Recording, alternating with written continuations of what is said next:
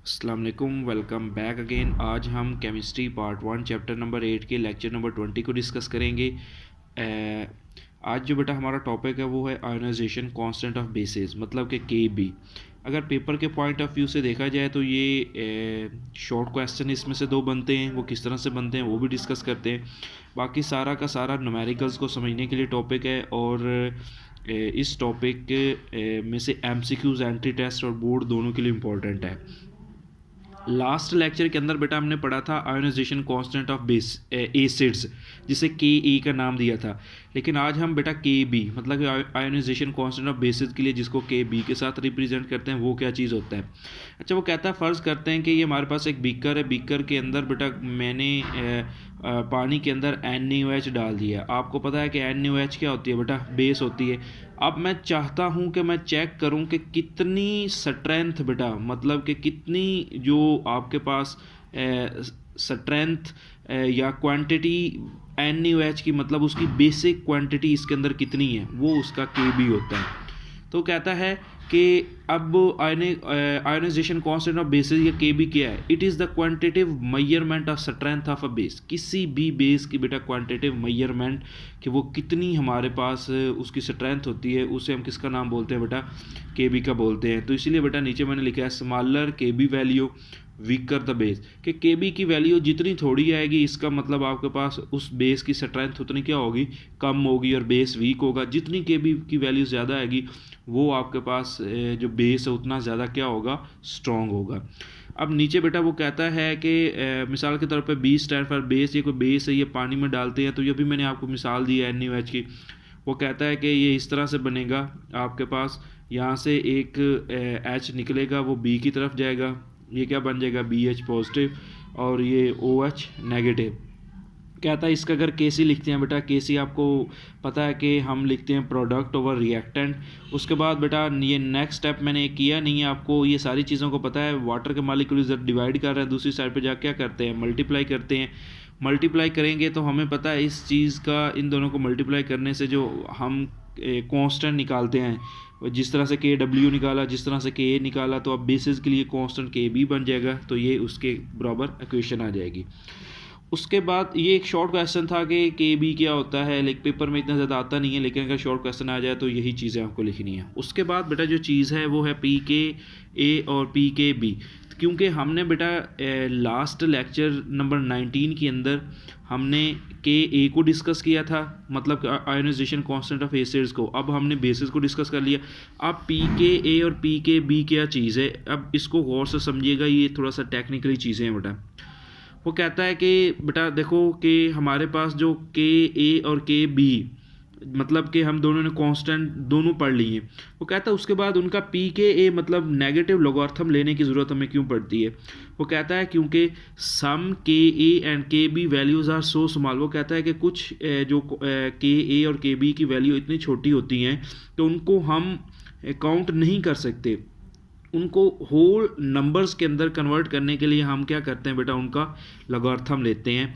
तो मैंने बेटा यहाँ पे एग्जांपल्स दी हैं, ये सारी बुक पे चीज़ें नहीं की गई हैं, समझाने के लिए यहाँ पे दी हैं। पहला बेटा मैंने एक एसिड के लिहाज से मैंने आपके पास KA मैंने लिखा है, और ये KA मैंने कौन से एसिड की लिखा है बेटा, ईस्टिक एसिड की लिखा है, जो कि हमारे पास क्या है, वीक एसिड है। ये एग्जांपल्स क्यों दी गई हैं, क्योंकि ये इस चैप्टर में ये MCQs बहुत ज़्यादा इंपॉर्टेंट है बेटा, और ये शॉर्ट क्वेश्चंस भी पूछ लेते हैं। वो कहता है कि आपके पास एस्टिक एसिड जो होता है बेटा, वो एक वीक एसिड होता है। उसका एक मोलर सोल्यूशन बेटा, उसकी जो KA वैल्यू होती है वो कितनी होती है, 1.85 10⁻⁵। देखो ये एक छोटी वैल्यू, हम काउंट नहीं कर सकते। वो कहता है इस साइड पर भी नेगेटिव लॉग ले लें बेटा, इस साइड पर भी नेगेटिव लॉग ले लें।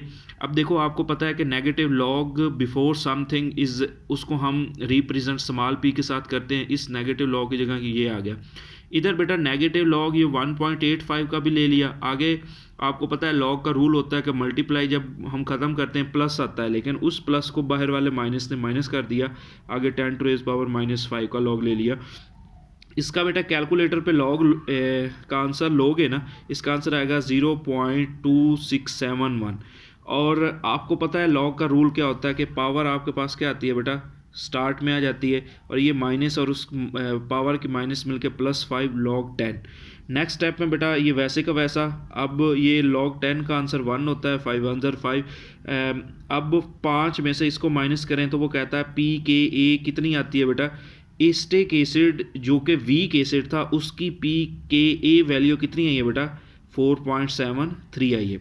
अब यहाँ पर ना बेटा एक चीज़ समझाने के लिए मैंने एक स्ट्रॉन्ग एसिड की मिसाल भी दी है, ठीक हो गया।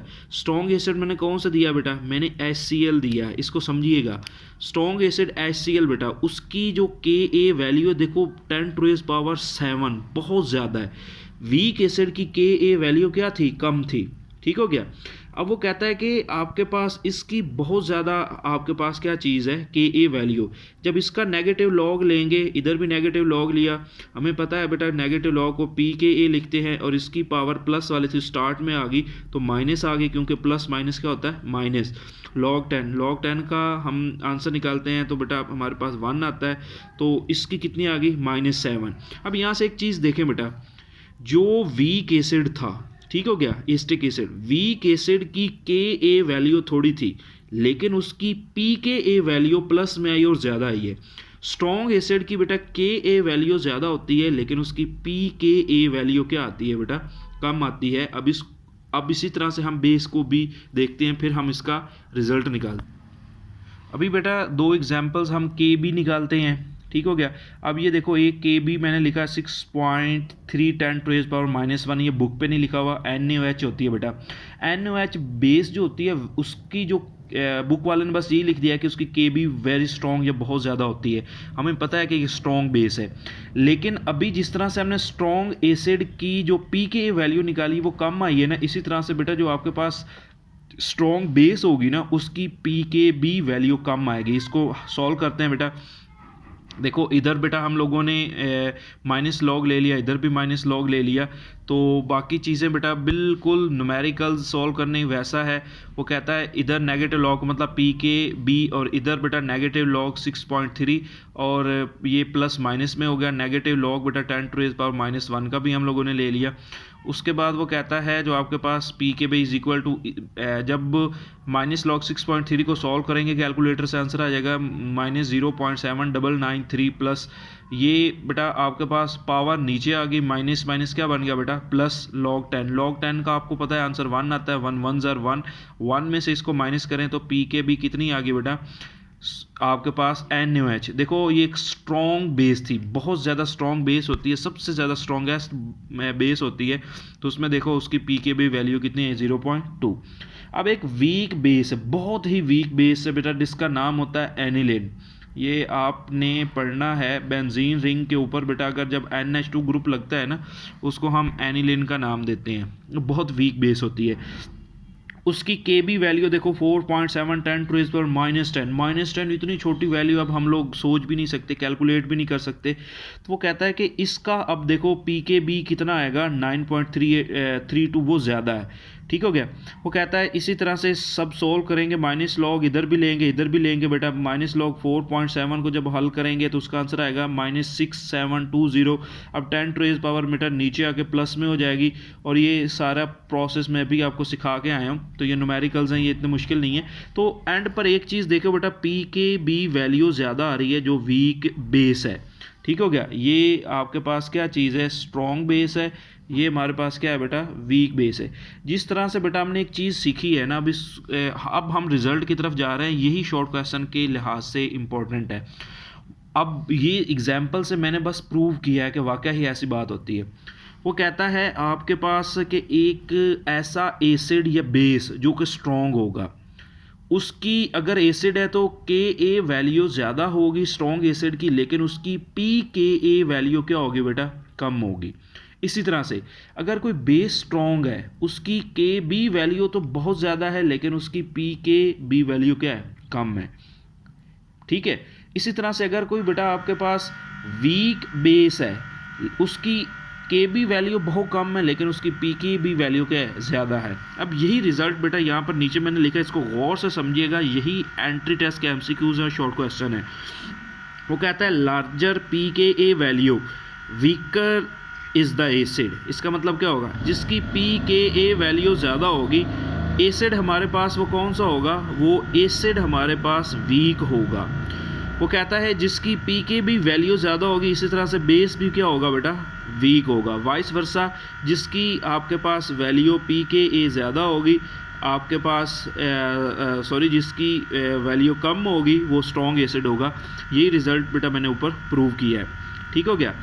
अब मैं यहाँ पे इस रिज़ल्ट को ना थोड़ा सा कंक्लूड करता हूँ। जिसकी के ए वैल्यू ज़्यादा, एरो ऊपर का मतलब स्ट्रॉन्ग, वो होगा स्ट्रॉन्ग एसिड। ठीक हो गया। लेकिन उसकी जो पी के ए वैल्यू है बेटा, वो क्या होगी, कम होगी। एक्चुअली रिज़ल्ट ये है। ठीक हो गया।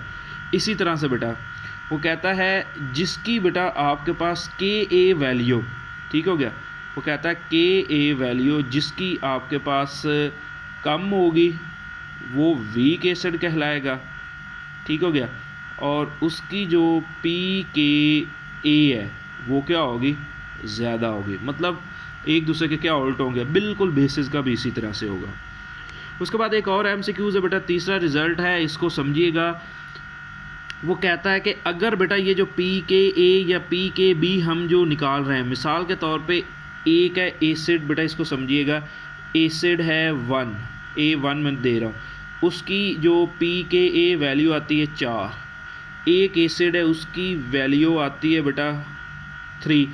अब मैं इन दोनों का डिफरेंस निकालता हूँ, मतलब कि इनकी पी के ए वैल्यू का डिफरेंस निकालता हूँ। 4 में से 3 को माइनस करता हूँ तो आंसर कितना आता है, 1। वो कहता है अगर तो बेटा इनकी पी के ए वैल्यूज़, इसी तरह से बेटा बेसिस की भी एग्जांपल होगी, मिसाल के तौर पे B1 B2 के आप साथ, लेकिन कंसेप्ट को समझिएगा। वो कहता है अगर दो एसिड्स की पी के ए वैल्यू का डिफरेंस आता है 1, तब वो एसिड जिसकी पी के ए वैल्यू थोड़ी है, ठीक हो गया, मतलब 3 वाला, वो आपके पास दूसरे एसिड से 10 गुना क्या होगा, स्ट्रॉन्गर एसिड होगा। ठीक हो गया। और स्ट्रॉन्गर एसिड क्यों होगा, क्योंकि हमने अभी पढ़ा है बेटा जिसकी पी के ए वैल्यू थोड़ी होगी वो एसिड क्या होगा, स्ट्रॉन्ग होगा। तो अब यही चीज़ बेटा यहाँ पे मैंने लिखी है, if the difference between P K A values of 2 acid is 1, जैसे मैंने अभी आपको समझाया, then acid with smaller P K, जिसकी वैल्यू कम है बेटा, पी के ए की वैल्यू जिसकी क्या है, कम है, is 10 times stronger than other one. Clear. इसी तरह से बेस का भी होगा कि जिसकी पी के बी वैल्यू आपके पास डिफरेंस 1 होगा तो वो दूसरे से 10 गुना स्ट्रॉन्गर होगा। लेकिन वो कहता है अगर डिफरेंस इज़ 2, डिफरेंस कितना आता है, मिसाल के तौर पे ये 5 है, इसका डिफरेंस आता है 2, तो एक का कितना था बेटा, 10 गुना, तो 2 का क्या होगा, 10 10s are 100 टाइम्स। इसी तरह से अगर डिफरेंस आता है 3 गुना तो फिर मल्टीप्लाई कर दो, तो 10 3s are कितना बनता है, 1000 टाइम्स। तो हमें पता चल गया बेटा कि जैसे जैसे हम आगे डिफरेंस बढ़ता जाएगा तो उसकी जो एसिडिक या बेसिक स्ट्रेंथ है उसमें भी क्या होगा, इजाफा होता जाएगा।